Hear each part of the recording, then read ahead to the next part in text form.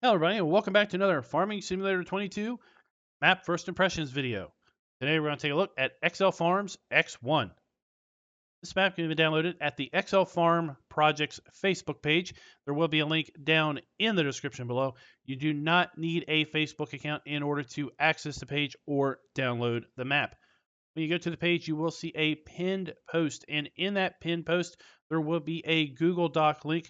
Visit that Google Doc, and you will see a table showing all of this map author's current projects, and the XL Farms X1 will be listed there with a link that you can click on to download the map.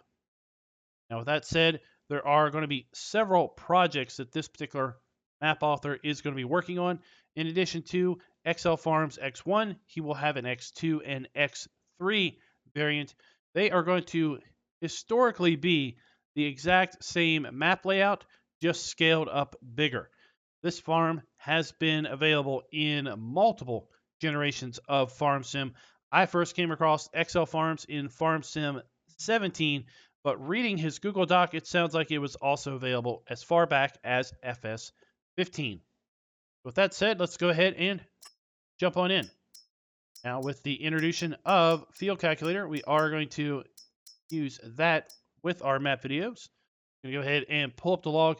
I will say I did load this map up in Farm Manager mode, and when I did that, most of the farm was as you're going to see it here in New Farmer mode, with the exception of the farmhouse and a couple sheds. It was kind of odd, but not all the sheds were gone, just a few. The equipment was all here in all play modes. All right, so let's go ahead and just pull up the PDA. Now, overall, this is a rather straightforward and not really simplistic map, but simplistic map. There's not a lot going on here. This map includes 8 very large fields. The main farm is basically in the center. The map is separated up in kind of 3 sections. We have the left section with fields 1, 2, and 3, the right section with fields 6, 7, and 8, and then the middle section has fields 4 and 5, and then most of the sell points and our main farm. Take a look at the lands area. You'll see we start out by owning fields 4 and 8. The main farm is right here. We, oddly enough, do not own it at the start in new farmer mode, but you can buy it for $172,656. There is kind of a manor house just across the street for $172, $656. You cannot sell the manor house if you own the land, but if you do own the land, you can sell everything at the main farm. So the main farm is completely and totally customizable. In addition to the starting fields, you also own 2 strips of kind of buildable plots on water. They're kind of interesting, and I'm going to show you that you can indeed flatten those out and get rid of the water and make them buildable areas. But you've got the plot here between 1 and 4, which is $383,000, and the plot between fields 4 and 8, again for $383,000. This map includes all of the standard crops available to us here on Farm Sim 22. And if we take a look at our crop counter, you will see we start out with the in-game base crop counter on this particular map.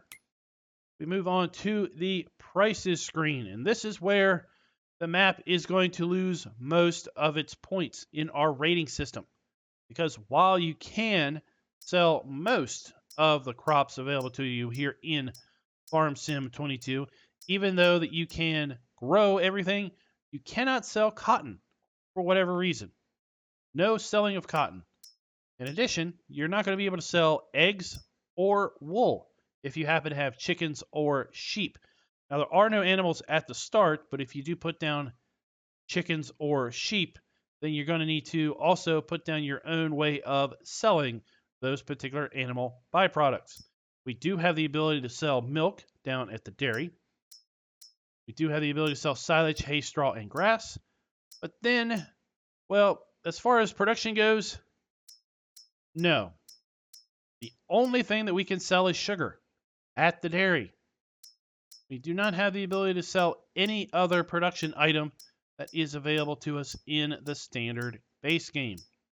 We do also have the ability to sell or buy lime, and we do have a stone crusher, so that's something.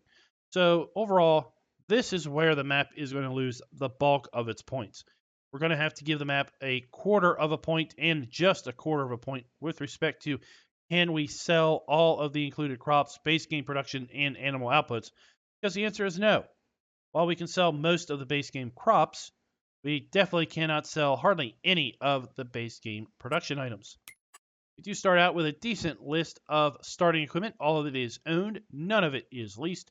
As I said, there are no animals at the start. We do have contracts available, and we do not own any production chains at the start. Speaking of production chains, the map includes a biogas plant, the dairy and grain mill built in. There are ample areas to build additional production, should you so wish, so the map is going to score fairly high on that particular regard. Let's go down here to our field calculator and just take a quick look at all of the field sizes. So as I said, we own field 4 and 8. They are fairly close in size. Field 4 is 23 hectares. Field 8 is 28 hectares. And if you look at fields 1, 2, 3, 4, 5, 6, and 7, they range anywhere from 23 hectares all the way up to 51 hectares in size. As far as buying those,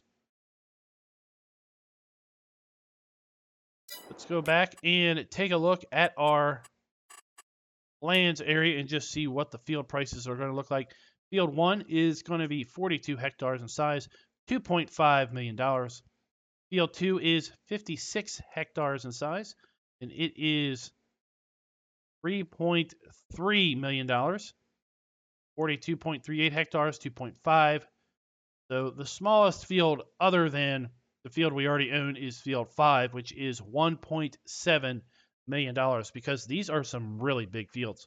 Now, you can buy the biogas plot, which is $423,000. There is a section up here where you could put additional production. And this whole area down here is all grass, $536,000. You have nearly 9 hectares worth of grass there that you could also put factories and such on. Wow. So let's go ahead and take a look at our starting equipment. We start out with a John Deere fleet of 4755s. We have a pair of those. We have the 7810 and the Massey Ferguson 3670. We have a pair of harvesters in the T560. And then with headers, we have a pair of John Deere 625X grain headers. We have a pair of John Deere 608C corn headers. We do have a set of header trailers also. As far as trailers go, we have a Branter DD 24073/2XXL trailer, and then a set of Rudolph trailers in the TDK 301 and the DK 28. We have a 1986 pickup truck. We do have the Scorpio stone picker. We have the Agrimaz POV 5 XL plow, the Horsch Carino 3FX cultivator, the Horsch Joker 4 CT disc harrow. We have the Amazon KG 3001 Super Power Harrow, then the Amazon 3000 Super Seeder. We have the Hardy Commander 4500 Delta Force sprayer, then the Breedile K105 lime and fertilizer spreader, and then a pair of 750 kilogram front weights. Now, given the size of the fields, we've got some pretty small groundwork equipment. So that is likely going to be one of the very first things that you're going to want to upgrade. So here at the main farm, we do have our farmhouse with our sleep trigger. Everything, as I said, can be sold on the farm, including the farmhouse and the little swing set around back. I was not able to sell the fence that is over here along the drainage ditch. We'll take a look at that here in a moment. We do have our base game farm silo with our dump and fill points.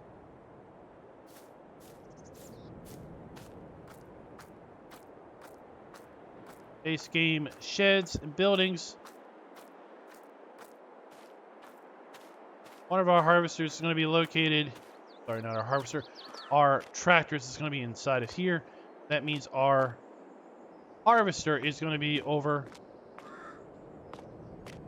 in the other shed. The harvester's in that barn right there. So this, I could not sell. I could not get rid of this fence, and I couldn't sell these bridges. So there's no hope in basically flattening that out and making this a continuation of the main farm. But here we have that large, potentially buildable area just north of the BGA. You could also just use that to mow some grass.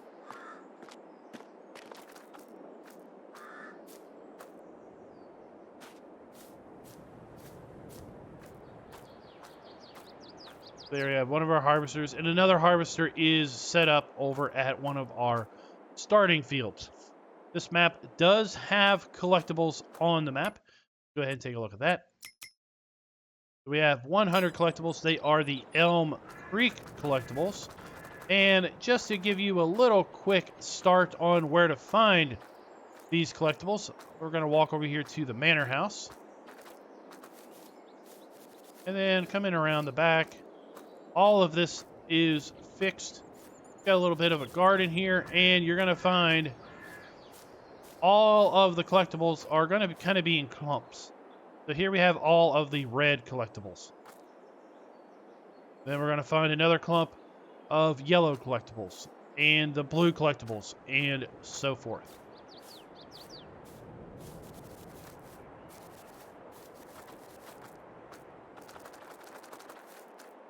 All right, let's go ahead and get set up for that fly around. We'll fly around the map and take a look at the lands and the build areas and such. And then we'll get in our Mahindra and just drive around and check out the sell points.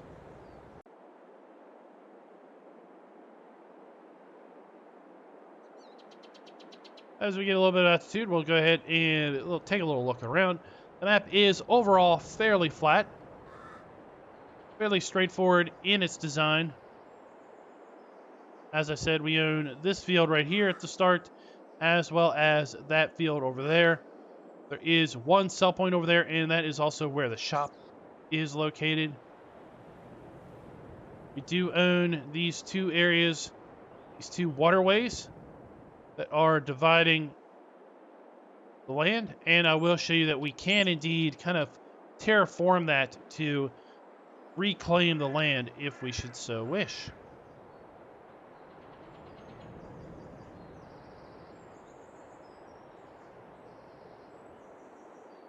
So one of our sell points is located right here at the horse farm. There isn't an area that you can buy your horses and have that. You're going to have to place that yourself. We do have a train sell point. So we have our train transport station here and the ability to rent the train to go to the Goldcrest Valley sell point. We have a flour mill located right there. Our dairy located right there. This is that large area that you could buy and turn into a buildable area should you so wish, or just use it for grass to fill up the biogas plant. We have the large Elm Creek biogas plant located right here.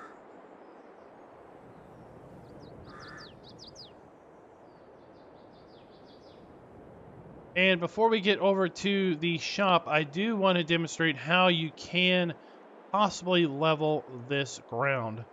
As I said, we do own this particular area, and we can indeed flatten it if we want to. Get positioned. So we're going to go to landscaping, and this is how I did it. I went to sculpting, flatten. We're going to change this to a square. We're going to make it the largest square possible, and then we're just going to click right in the middle of that. Now, it's going to cost you a fortune to flatten all this land. You can see our money is going down pretty dang quick. But it is indeed possible. And then at that point, we could put down a production facility if we wanted to. For example, the carpentry. We can put the carpentry down right here. for whatever reason if we wanted to just put it on a little island in the water.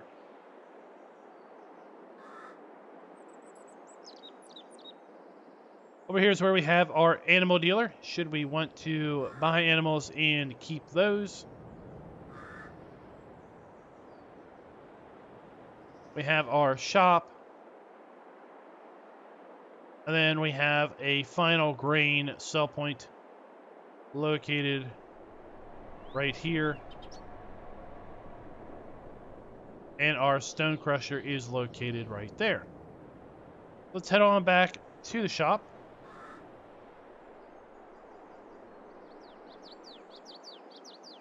We have our buy, sell, repair, trade trigger located right here beside the shop. Basically, this is the Elm Creek Clever Motors. Go ahead and get our Mahindra.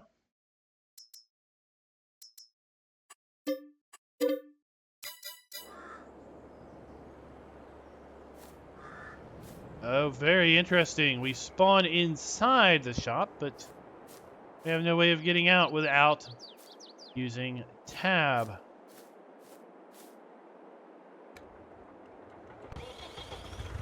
We do have a fairly large area for equipment to spawn in at, which is good because we have some pretty big fields. We're going to be buying very large equipment, obviously, to take care of those fields in a fairly timely manner.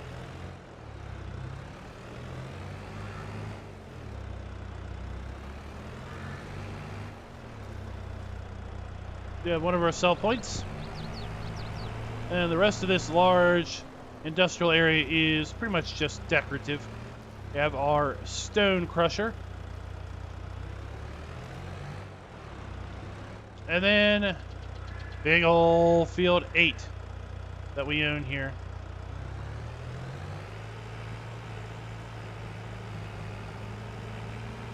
I would say, given the size of these fields, you really want to be cautious when it comes to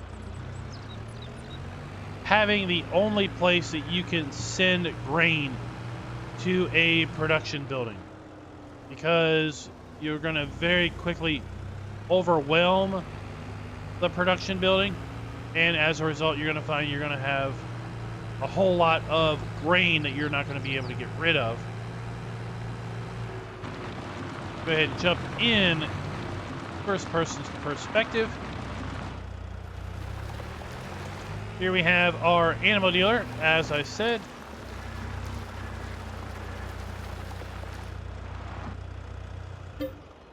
There, we do not have any animals.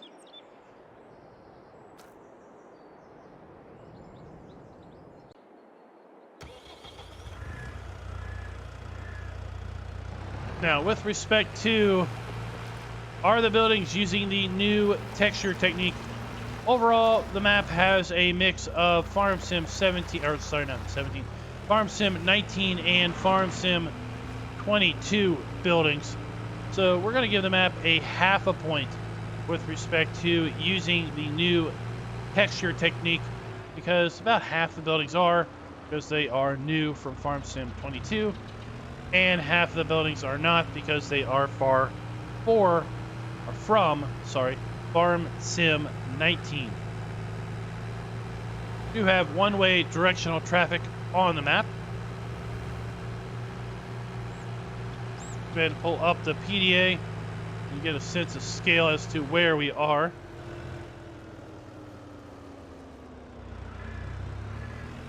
We go ahead and cut across. There you can see the land that we raised. I could not sell this fencing. So while you can sell everything within the fenced area, we had difficulty in selling the fencing.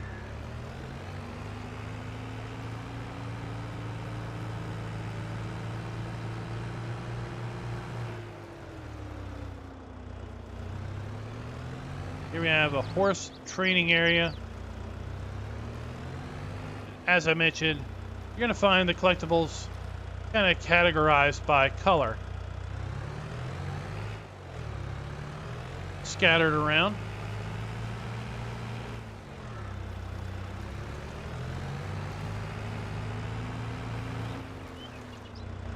dump station at our kind of a horse area.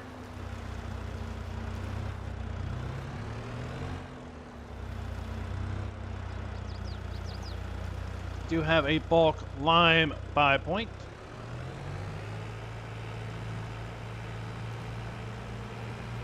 Over here at the railroad crossing is where we can rent the train in order to sell at the Goldcrest Valley sell point. Then we have our dump and fill points here at the train transfer station. So this is where you're going to transfer product from trailer to train or train to trailer. And you can also use this as a good way of storing excess crop if you run out of silo space.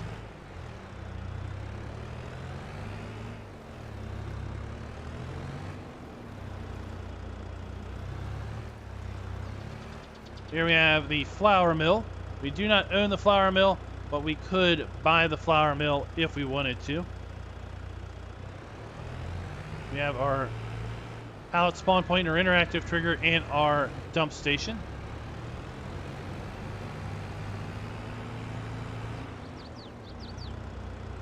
Now, with respect to our ratings, we're going to give the map a full point with respect to production being built in and or areas set aside for such, because we do have a fairly large area over here that we could buy and place just about everything and still have ample room. We've got the area north of the BGA, and we do have the capability of flattening out and raising the land and basically eliminating the water areas should we so wish. We have our fuel point. Can you sell all the base game crops? As I said, this is where the map is going to lose the bulk of its points. We're only going to give the map a quarter of a point. While we can indeed sell most of our base game crops, we cannot sell cotton. We also cannot sell eggs or wool as far as animal outputs go. So if you do wish to keep those types of animals, you will need to put down your own sell points or processing facilities for those outputs. And also the only area that we can sell any production is going to be sugar, even though we don't have a way of making sugar on the map without putting down our own sugar mill. So a quarter of a point. Farms can indeed be fully customized, so we are going to give it a full point on that regard. We have our dump station at the dairy. Our pallet spawn point and our interactive trigger here at the front door. With respect to are the buildings using the new texture technique, overall it is a mix of FS19 and 17 buildings, so we're going to give the map a half of a point with regards to that. And are all of the player areas clearly marked, interactive areas clearly marked? Yes, they are. I do believe that they are, and they are also accurate. So we're going to give the map a full point there. So overall, we're going to give this map a 3.75 out of 5. The map could have easily gotten a 4.5 out of 5 if you could have just been able to sell all of the base game production products somewhere, and also added the ability to sell cotton, eggs, and wool. That is all it would have taken in order to get this map up to a 4.5 out of 5. Let me know what you think of the map down in the comments below. If you're looking for a fairly basic map that should be fairly easy to run on your hardware, that has large, square, flat fields, then XLFarms X1 is likely going to be right up your alley. And until next time, happy farming.